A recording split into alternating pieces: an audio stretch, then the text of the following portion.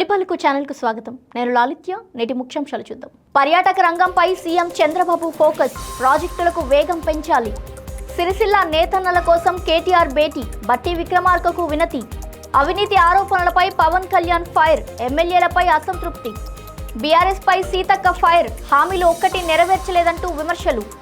అసెంబ్లీలో మంత్రిపై స్పీకర్ అసంతృప్తి. సాదా బైనామా భూ సర్వే అంశాలపై కీలక ప్రకటనలు. ఇందిరమ్మ ఇండ్లపై నిధుల వివాదం. బీఆర్ఎస్ ఎమ్మెల్యే పల్లా రాజేశ్వర్ రెడ్డి ప్రశ్నలు. డ్రగ్స్ వివాదంపై హైకమాండ్కు చేరిన టీడీపీ ఎంపీ నివేదిక.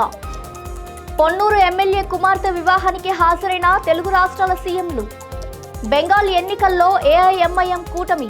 ఓవైసీ కీలక వ్యాఖ్యలు. విశాఖ ఉక్కుపై షర్మిల ఫైర్. ప్రైవేట్ ప్లాంట్కు రాయితీలు. ఉక్కుకు నిర్లక్ష్యం ఎందుకు? అమరావతిలో పర్యాటక శాఖపై సీఎం నారా చంద్రబాబు నాయుడు సమీక్ష నిర్వహించారు. రాష్ట్ర ఇన్వెస్ట్మెంట్ ప్రమోషన్ బోర్డు ఆమోదించిన ప్రాజెక్టుల పురోగతిని పరిశీలించారు. ఆమోదించిన ప్రాజెక్టులను వేగంగా పూర్తి చేయాలని అధికారులను ఆదేశించారు. పర్యాటక రంగంలో పెట్టుబడులను వేగవంతం చేయాలని సూచించారు. మౌలిక వసతుల అభివృద్ధిపై ప్రత్యేక దృష్టి పెట్టాలని సీఎం ఆదేశించారు. రాష్ట్రంలో పర్యాటక అభివృద్ధికి ప్రభుత్వం కట్టుబడి ఉందని ఆయన స్పష్టం చేశారు. BRS working president KTR deputy CM బట్టి విక్రమార్కతో భేటీ అయ్యారు.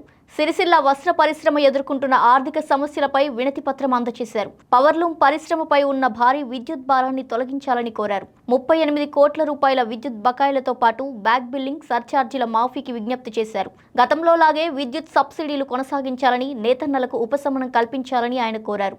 పరిశ్రమ సంక్షోభంతో కార్మికులు ఆత్మహత్యల దిశగా వెళ్లే ప్రమాదం ఉందని కేటీఆర్ ఆందోళన వ్యక్తం చేశారు. సమస్యలను పరిశీలించి సానుకూల నిర్ణయం తీసుకుంటామని బట్టి విక్రమార్క హామీ ఇచ్చారు. జనసేన అధినేత ఉప ముఖ్యమంత్రి పవన్ కళ్యాణ్ ప్రజాప్రతినిధులపై తీవ్ర అసంతృప్తి వ్యక్తం చేశారు. అవినీతి ఆరోపణలు వస్తున్నప్పటికీ మార్పు కనిపించకపోవడంపై ఆగ్రహం వ్యక్తం చేశారు. సీఎం నారా చంద్రబాబు నాయుడు హెచ్చరించే వరకు పరిస్థితి ఎందుకు వస్తుందని ప్రశ్నించారు. విజయవాడలో పార్టీ ఎమ్మెల్యేలు, ఎంపీలు, ఎమ్మెల్సీలతో సమావేశంలో కీలక వ్యాఖ్యలు చేశారు. పరిశ్రమలను బెదిరిస్తూ వసూళ్లు చేస్తున్నారన్న ఆరోపణలు రావడం ఆందోళనకరమన్నారు. ఇలాంటి చర్యలు పార్టీ గౌరవాన్ని దెబ్బతీస్తాయని స్పష్టం చేశారు. సభ్యత్వ నమోదు విషయంలో వెనుకబడిన నాయకులను పవన్ నిలదీశారు. ఎన్నికల్లో బలంగా నిలవాలంటే సభ్యత్వాన్ని వేగంగా పెంచాలని సూచించారు.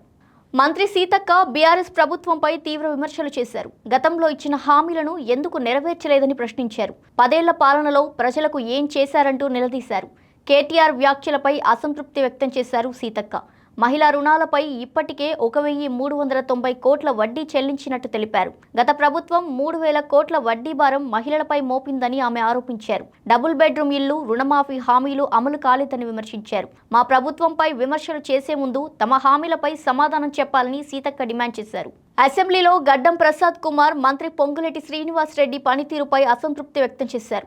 డబుల్ బెడ్రూమ్ ఇళ్ల పురోగతిపై సమీక్షా సమావేశం నిర్వహించలేదని స్పీకర్ తప్పుపట్టారు. ముందే రివ్యూ మీటింగ్ జరిగి ఉంటే ఇన్ని ప్రశ్నలు వచ్చేవి కాదని ఆయన స్పష్టం చేశారు.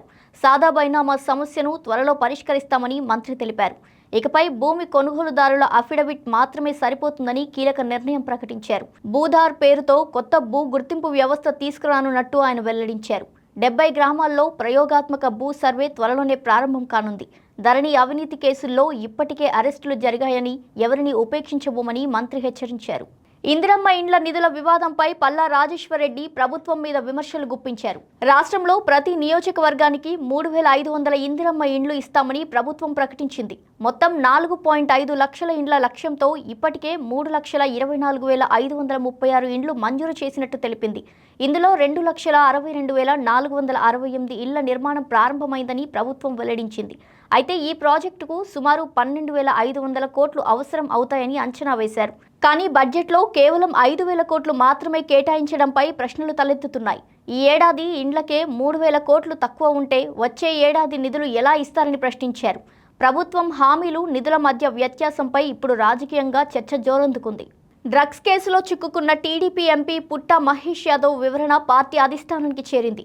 సీల్డ్ కవర్లో నివేదికను నారా లోకేష్కు పల్లా శ్రీనివాస్ అందజేశారు.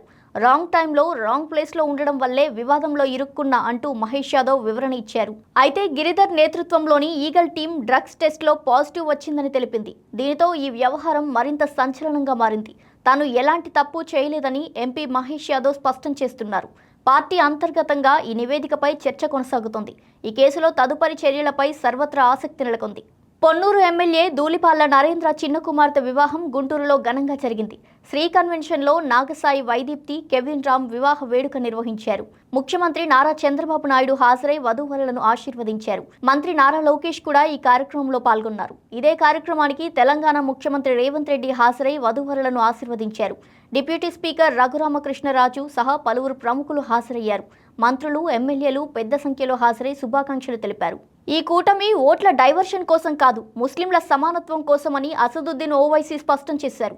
బెంగాల్ ఎన్నిక 2026 నేపథ్యంలో ఏఐఎంఐఎం కీలక పొత్తు కుదుర్చుకుంది.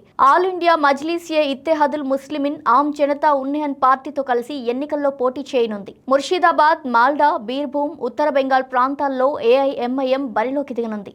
హుమాయూన్ కబీర్ పార్టీ రాష్ట్ర వ్యాప్తంగా 180కి పైగా స్థానాల్లో పోటీ చేయనుంది. ఏప్రిల్ 1 నుంచి 20 భారీ ప్రజాసభలు నిర్వహించేందుకు ప్రణాళికలు సిద్ధం చేశారు.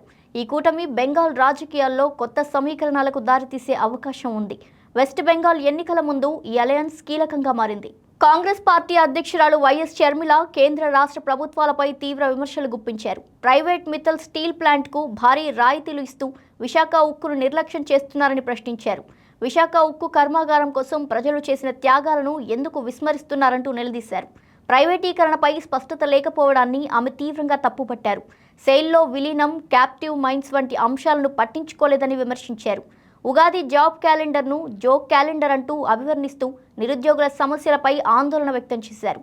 గ్రూప్స్ పరీక్షల వయో పరిమితిని 47 ఏళ్లకు పెంచాలని ఆమె డిమాండ్ చేశారు. కాంగ్రెస్ సీనియర్ నేత మాజీ మంత్రి జీవన్ రెడ్డి పార్టీకి రాజీనామా చేశారు. 42 ఏళ్ల పాటు కాంగ్రెస్ పార్టీలో కొనసాగిన ఆయన నిర్ణయం రాజకీయంగా ప్రస్తుతం చర్చనీయాంశమైంది. జగిత్యాలలో అనుచరులతో సమావేశమై సీఎం రేవంత్ రెడ్డిపై తీవ్ర విమర్శలు చేశారు. పార్టీలో అనుమానాలు, ఇబ్బందులు ఎదురయ్యాయంటూ ఆవేదన వ్యక్తం చేశారు. ఏఐసీసీ అధ్యక్షుడు మల్లికార్జున ఖర్గేకు రాజీనామా లేఖ పంపనున్నట్టు తెలిపారు. కాంగ్రెస్ కార్యకర్త హత్యపై సీఎం స్పందించలేదని ఆగ్రహం వ్యక్తం చేశారు. పదవి కాదు, గౌరవం కావాలి, ఇక రేవంత్ పై పోరాటం చేస్తా అంటూ స్పష్టం చేశారు. ఈ పరిణామం తెలంగాణ రాజకీయాల్లో కలకలం రేపుతోంది. డీలిమిటేషన్ అంశంపై తెలంగాణ రాజకీయాల్లో మాటల యుద్ధం కొనసాగుతోంది. సీఎం రేవంత్ రెడ్డి వ్యాఖ్యలపై బీజేపీ స్పందించింది. బీజేపీ నేత ఎన్ రామచంద్రరావు కాంగ్రెస్ పై విమర్శలు గుప్పించారు. కేంద్ర హోంమంత్రి ఇప్పటికే వివక్ష ఉండదని స్పష్టం చేశారని గుర్తు చేశారు. అయినప్పటికీ కాంగ్రెస్ ఉత్తర దక్షిణ పేరుతో విభజన సృష్టించేందుకు ప్రయత్నిస్తుందంటూ ఆరోపించారు. రాజకీయ లాభాల కోసం ఈ అంశాన్ని వాడుకుంటున్నారంటూ మండిపడ్డారు. డీలిమిటేషన్పై ప్రజల్లో అనవసర భయాలు సృష్టించకూడదంటూ సూచించారు. ఈ అంశం చుట్టూ రాజకీయ వేడి మరింత పెరిగే అవకాశం కనిపిస్తోంది. లక్నోలో ఉత్తరప్రదేశ్ పర్యాటక సాంస్కృతిక శాఖ మంత్రి జైవీర్ సింగ్ కీలక వ్యాఖ్యలు చేశారు. ఆసియాలో అతిపెద్ద జేవర్ ఎయిర్పోర్ట్ ప్రారంభం గర్వకారణమన్నారు. ఈ ఎయిర్పోర్ట్ను ప్రధాని నరేంద్ర మోదీ మార్చి 28న ప్రారంభించనున్నట్టు తెలిపారు. ఇది ఉత్తరప్రదేశ్ ప్రజలకు మాత్రమే కాదు, దేశానికే గౌరవం తీసుకువచ్చిందన్నారు. రాష్ట్ర అభివృద్ధిలో ఇది కీలక మైలురాయిగా నిలుస్తుందంటూ ఆశాభావం వ్యక్తం చేశారు. ఈ సందర్భంగా రాష్ట్రానికి, దేశ ప్రజలకు మంత్రి అభినందనలు తెలిపారు. వెస్ట్ బెంగాల్ ఎన్నికల ప్రచారంలో సీఎం మమతా బెనర్జీ బీజేపీపై తీవ్ర విమర్శలు చేశారు. బీజేపీ బెంగాలీలకు వ్యతిరేక పార్టీ, ఇతర రాష్ట్రాల్లో బెంగాలీలను వేధిస్తున్నారు అంటూ ఆరోపించారు. ఇదే సమయంలో కీలక నిర్ణయం తీసుకుంటూ 23 అధికారిక పదవులకు ఆమె రాజీనామా చేశారు. ఆఫీస్ ఆఫ్ ప్రాఫిట్ వివాదం తలెత్తకుండా ముందస్తు జాగ్రత్తగా ఈ నిర్ణయం తీసుకున్నారు. తన అభ్యర్థిత్వానికి ఎలాంటి చట్టపరమైన ఆటంకాలు రాకూడదన్న ఉద్దేశంతోనే ఆమె ఈ చర్యలు చేపట్టారు. రాష్ట్ర హోంశాఖ అన్ని విభాగాలకు రాజీనామా అమలుపై ఆదేశాలు జారీ చేసింది. ఎన్నికల వేళ ప్రత్యర్థులకు అవకాశం ఇవ్వకుండా మమతా వ్యూహాత్మక అడుగులు వేస్తున్నారు. బెంగాల్ రాజకీయాల్లో ఈ పరిణామం దేశవ్యాప్తంగా చర్చనీయాంశమైంది. ఆదిలాబాద్తో పాటు హైదరాబాద్లో పెట్రోల్ బంకుల వద్ద వాహనదారులు బారులు తీరారు. గంటల తరబడి నిలబడ్డాక కేవలం 50 రూపాయల పెట్రోల్ పోస్తుండటంతో వాహనదారులు ఆగ్రహం వ్యక్తం చేస్తున్నారు. పెట్రోల్, డీజిల్ కొరత లేదని తెలంగాణ పెట్రోలియం డీలర్స్ అసోసియేషన్ స్పష్టం చేసింది. అయితే కొన్ని బంకుల్లో మాత్రం యాజమాన్యాలు చెల్లింపులు చేయకపోవడంతో తాత్కాలికంగా సరఫరా ఆగినట్టు తెలిపింది. రూమర్ల కారణంగా ప్రజలు ఫుల్ ట్యాంక్ చేయించుకోవడంతో డిమాండ్ ఒక్కసారిగా పెరిగిందన్నారు. అందుకే అందరికీ ఇంధనం అందేలా కొన్ని బంకులు 50 రూపాయల పరిమితి విధిస్తున్నాయి. దీంతో ఒక్కసారిగా స్టాక్ ఖాళీ కాకుండా నియంత్రణలో ఉంచే ప్రయత్నం చేస్తున్నారన్నారు. తెలంగాణ పోలీస్ అకాడమీ ప్రాంతంలో కిలోమీటర్ల మేర వాహనాలు క్యూ కట్టడం కనిపించింది. కేంద్ర రక్షణ మంత్రి Rajnath Singh parliamentary consultative committee సమావేశానికి అధ్యక్షత వహించారు. బార్డర్ రోడ్స్ ఆర్గనైజేషన్కు సంబంధించిన అంశాలపై సమావేశం జరిగింది. రక్షణ, మౌలిక వసతుల అభివృద్ధిపై సమగ్ర చర్చలు జరిగాయి. జాతీయ భద్రతా బలోపేతానికి అవసరమైన వ్యూహాలపై చర్చించారు. కొనసాగుతున్న ప్రాజెక్టులు, వ్యూహాత్మక కార్యక్రమాల పురోగతిని సమీక్షించారు. సరిహద్దు ప్రాంతాల్లో ఆపరేషనల్ సిద్ధత పెంపుపై దృష్టి పెట్టారు. కీలక అంశాలపై విస్తృతంగా అభిప్రాయాలు పంచుకున్నట్టు రాజ్నాథ్ సింగ్ తెలిపారు. దేశ భద్రతకు సంబంధించి కీలక నిర్ణయాల దిశగా ఈ సమావేశం జరిగిందని పేర్కొన్నారు. వైసీపీ అధినేత మాజీ సీఎం వైఎస్ జగన్మోహన్ రెడ్డి అద్దంకిలో పార్టీ నేతల సమావేశంలో కీలక వ్యాఖ్యలు చేశారు. అద్దంకి గెలవగల నియోజకవర్గమేనని, ప్రస్తుతం ప్రభుత్వంపై ప్రజల్లో వ్యతిరేకత ఉందన్నారు. సీఎం నారా చంద్రబాబు నాయుడు ఇచ్చిన హామీలు ఏవీ అమలు కాలేదని విమర్శించారు. సూపర్ 6, సూపర్ 7 హామీలు కూడా నెరవేర్చలేదని ఆరోపించారు. తమ ప్రభుత్వంలో చేసిన అప్పుల్లో ఎక్కువ భాగం నేరుగా ప్రజల ఖాతాల్లో జమైనట్టు తెలిపారు. ప్రస్తుతం ప్రభుత్వం 2 ఏళ్లలోనే భారీగా అప్పులు చేసిందని ఆరోపించారు.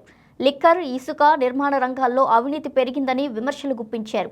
జగన్ 2.0లో కార్యకర్తలకు మరింత ప్రాధాన్యం ఇస్తామని ఆయన భరోసా ఇచ్చారు. ఇవి వాల్టి బులెటిన్ డీటెయిల్స్. మరో బులెటిన్తో మళ్ళీ కలుద్దాం. చూస్తూనే ఉండండి తొలి పలుకు న్యూస్.